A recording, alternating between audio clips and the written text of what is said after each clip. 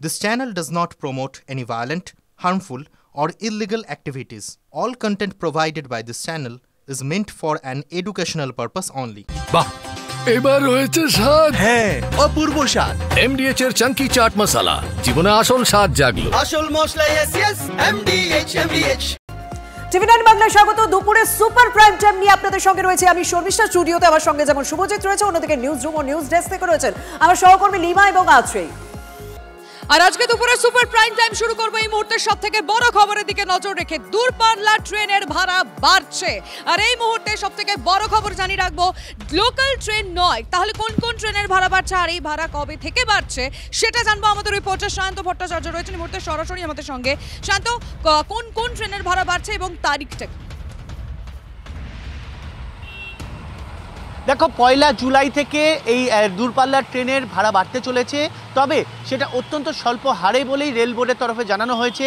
যেটা মূলত রেল মন্ত্রক সূত্রে খবর যে নন এসি যে এক্সপ্রেস ট্রেন রয়েছে সেটা প্রতি কিলোমিটারে 1 পয়সা, এবং দূরপাল্লার যে এসি আছে সেগুলো প্রতি কিলোমিটারে 2 পয়সা করে বাড়তে চলেছে। এমনকি সেকেন্ড ক্লাস 500 কিলোমিটার পর্যন্ত কোনো ভাড়া বাড়ছে না, তবে 500 কিলোমিটারের ওপরে চলে গেলে সেটা প্রতি কিলোমিটারে 5 পয়সা করে বাড়তে চলেছে। এবং যেটা ইতিমধ্যে কিন্তু চূড়ান্ত অনুমোদন এসে গিয়েছে, যেটা মূলত রেল বোর্ডের তরফে জানানো হচ্ছে যে 2013 এবং 2020 সালেও ভাড়া বেড়েছিল, কিন্তু 12 বছর পর এত স্বল্প হারে ভাড়া বাড়তে চলেছে। কারণ রেল বোর্ডের তরফে যেটা জানানো হয়েছে যে পরিকাঠামো উন্নয়ন এবং যেভাবে কর্মী নিয়োগের কথা বলা হচ্ছে সেক্ষেত্রে ভাড়া বৃদ্ধিটা প্রয়োজনীয় দেখা দিয়েছে, এবং যেভাবে রেল পরিষেবা বাড়ানো হচ্ছে বিভিন্ন দেশ জুড়ে, এই জায়গায় এই বিষয়টিকে বিবেচনার মধ্যে এনেই কিন্তু রেল বোর্ড দূরপাল্লার ট্রেনগুলির ভাড়া বৃদ্ধির ব্যাপারে সিদ্ধান্ত নিয়েছে। আগামী 1 জুলাই থেকে সব জায়গায় এই ভাড়া বাড়তে চলেছে। ইতিমধ্যে আমি চাইছি দর্শকদের জন্য আরেকটু সহজভাবে তুমি একটু আরো পরিষ্কারভাবে একটু বুঝিয়ে দাও যে মানে যেহেতু এক্ষেত্রে শ্রেণীবিন্যাস থাকে, কোথায় কোথায় কত টাকা করে ভাড়া বাড়ছে। দেখো, ভাড়া কিন্তু কোনো লোকালে বাড়ছে না, এটা এখনো পর্যন্ত আপাতত সিদ্ধান্ত হয়ে রয়েছে। যেটা সিদ্ধান্ত হয়েছে রেল বোর্ডের তরফে যে দূরপাল্লার ট্রেন যেগুলো মূলত নন এসিতে যারা চড়বেন তারা প্রতি কিলোমিটারে 1 পয়সা করে ভাড়া বাড়ছে, ভাড়ার সঙ্গে অতিরিক্ত 1 পয়সা করে ভাড়া বাড়বে প্রতি কিলোমিটার। এবং যেটা এসি আছে সেখানে প্রতি কিলোমিটারে 2 পয়সা করে ভাড়া বাড়বে। যেগুলো সেকেন্ড ক্লাস রয়েছে সেখানে 500 কিলোমিটার পর্যন্ত কোনো ভাড়া বাড়ছে না, কিন্তু 500 কিলোমিটার ওপর চলে গেলেই কিন্তু প্রতি কিলোমিটারে 5 পয়সা করে ভাড়া বাড়ানোর সিদ্ধান্ত নেওয়া হয়েছে। এবং ইতিমধ্যেই এই ব্যাপারে রেল বোর্ডের তরফে চূড়ান্ত সিদ্ধান্ত নেওয়া হয়েছে, অর্থাৎ মূলত দূরপাল্লার এসি, নন এসি এবং সেকেন্ড ক্লাসে ভাড়া বৃদ্ধির সিদ্ধান্ত হয়েছে।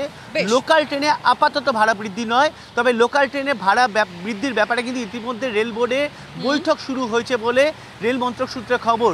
লোকাল ট্রেনে ভাড়া বৃদ্ধি হতে পারে, সেটা কতটা হবে কি হবে সেটা কিন্তু লোকাল ট্রেনে কতটা ভাড়া বৃদ্ধি হয় আমাদের নজর থাকবে। আপাতত ধন্যবাদ শান্ত। জরুরি অবস্থার 50 বছর দেশ জুড়ে, তাই দিনটিকে সংবিধান হত্যা দিবস হিসেবে পালন করছে বিজেপি। কংগ্রেসকে নিশানা করে সোশ্যাল মিডিয়ায় পোস্ট করেছেন স্বয়ং প্রধানমন্ত্রী নরেন্দ্র মোদী। জরুরি অবস্থায় দেশের গণতন্ত্রের ইতিহাসে অন্ধকারতম অধ্যায় বলে উল্লেখ রয়েছে পোস্টে। আজকের দিনটি দেশে সংবিধান হত্যা দিবস হিসেবে পালিত হয়। আজকের দিনে সংবিধানকে বুড়ো আঙুল দেখিয়ে মৌলিক অধিকার খর্ব করা হয়েছিল, সংবাদ মাধ্যমের কণ্ঠরোধ করা হয়েছিল, রাজনীতিবিদ, সমাজকর্মী, ছাত্রদের জেলে ভরা হয়েছিল। কংগ্রেস সরকার গণতন্ত্রকে বন্দী করেছিল। সোশ্যাল মিডিয়ায় পোস্টে এই বিষয়গুলো উল্লেখ প্রধানমন্ত্রীর।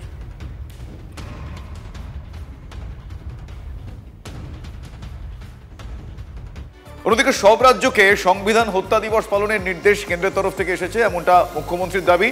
রাজনৈতিক উদ্দেশ্যে নির্দেশ দিয়েছে কেন্দ্র, রাজ্য সরকার পালন করবে না, এমনটা জানিয়ে দিয়েছেন এই রাজ্যের মুখ্যমন্ত্রী মমতা বন্দ্যোপাধ্যায়।